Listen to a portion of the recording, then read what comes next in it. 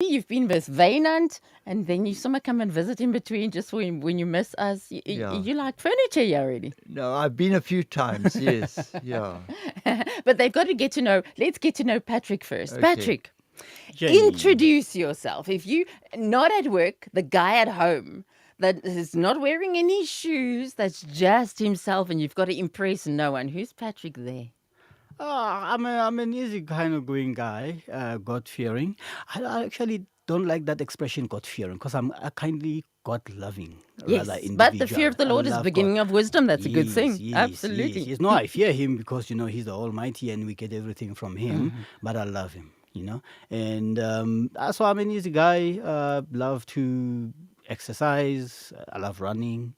Love the movies. So Family, yes. people around you. I live with my mom. Yes. She's good Hi, God, Mom. 70. Yeah. I actually drive her to work every now and then, and during that time, I think between 5:45 and 6:15, we're listening to Radio Pulpit. Yes, and then there's my niece and my nephew that we live with, my sister's kids. Are you like the favorite uncle, huh? I would say so. Because they ask for everything from me. Like, Uncle, can you do this? Uncle, can you do that? Yeah, that kind of thing. And yeah. How did you end up at Radio Pulpit? I applied for a job. There's a lady who actually used to work here, the Miss Vilagazi. Yeah. Yeah, she told me about there's a position that's open, and I was out of a job at that time. So what do you do? Now? Yes, yeah, I at work Radio the care Pulpit, yeah. center. I work at the care center where we care for all our listeners and donors and everybody basically who participates at Radio Pulpit. We call every once in a while. Most people have the misconception that we're calling only about donations. Please, people, we're not only calling about donations. You're the care center. We are the care center. We want to know how you're doing, if everything is fine, if you're still getting your daily devotions from Radio Pulpit, and how you are doing. If you need prayers, we ask you, and sometimes we even pray whilst we are with you on a call for you. So please, whenever you get that call from us, don't think it's only about donations. You can hear people's voice changing when that's what they think. Yes, but then it changes back when they find out, oh, you actually just want to care. They actually get amazed when you end the conversation and you say, oh, okay, thank you, God bless, have a lovely day, goodbye. And it's like, is that it? And I'm like, yes. Nice, Yes. nice, because Yeah. we're family. Yes. Okay, let's get to York, Rhoda. How's married life?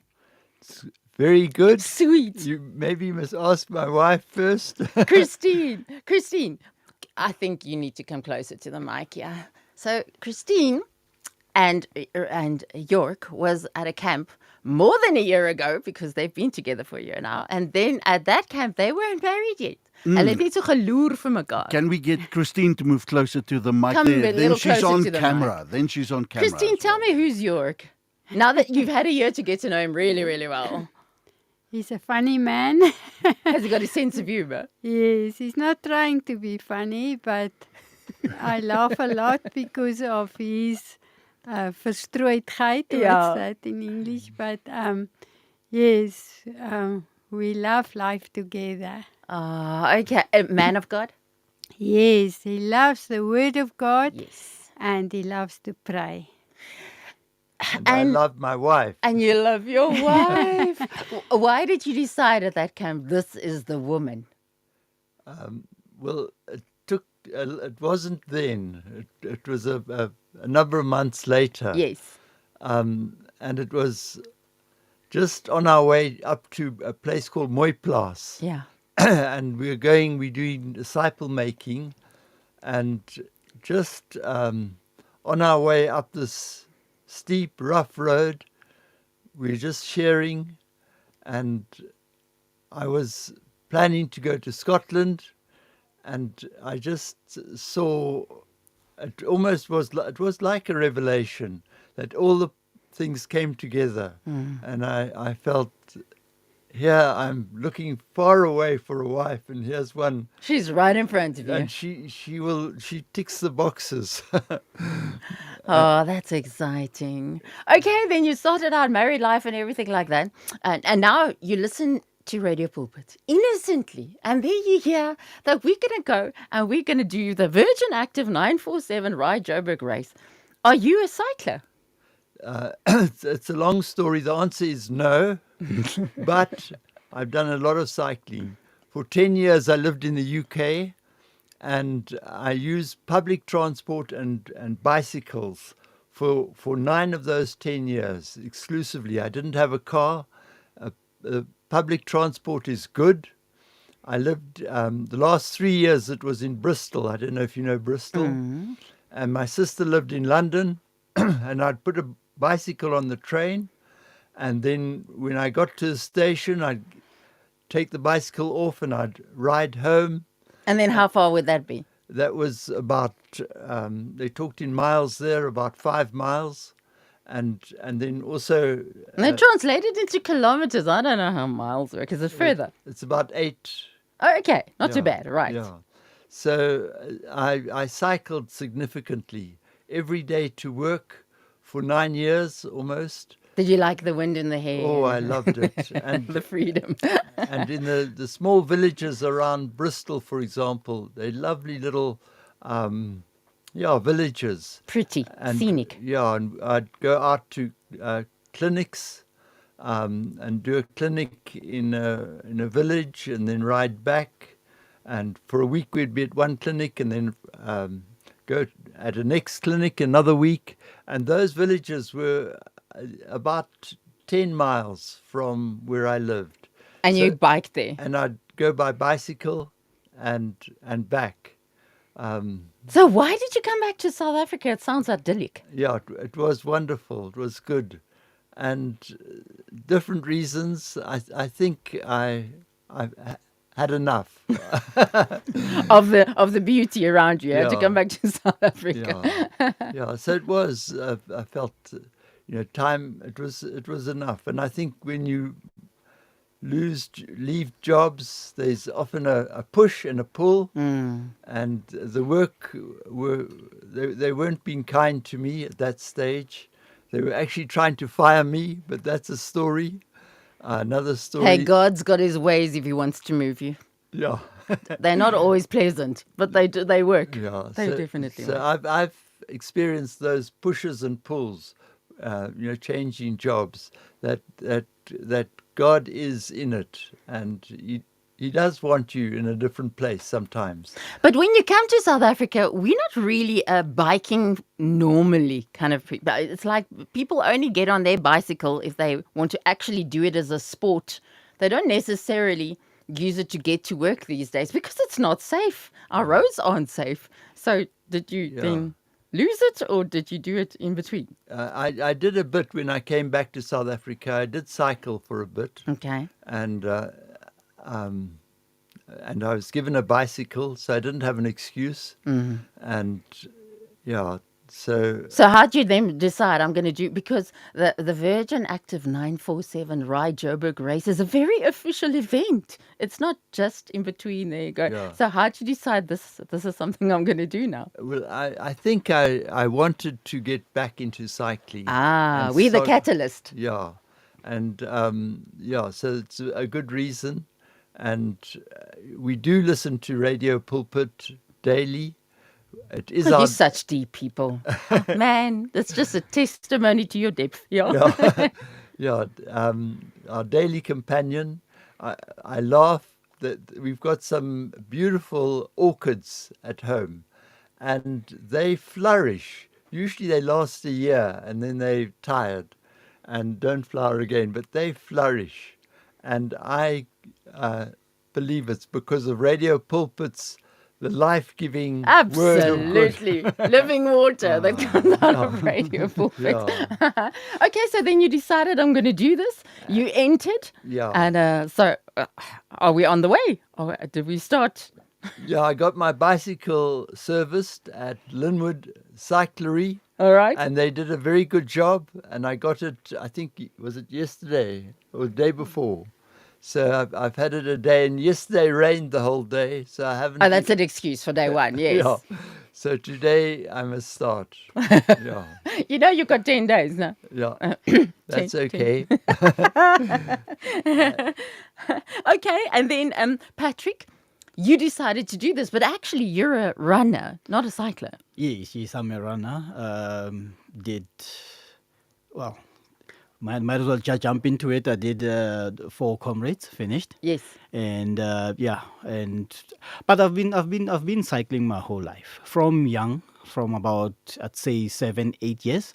I've owned a bike, some sort of bike. When we still had BMXs and Yes. all those, yeah. And In I our would lives, just it was take only it- the rich kids that had BMXs. Us normal plebs didn't have BMXs, yeah. yeah. So I would ride around the township always. And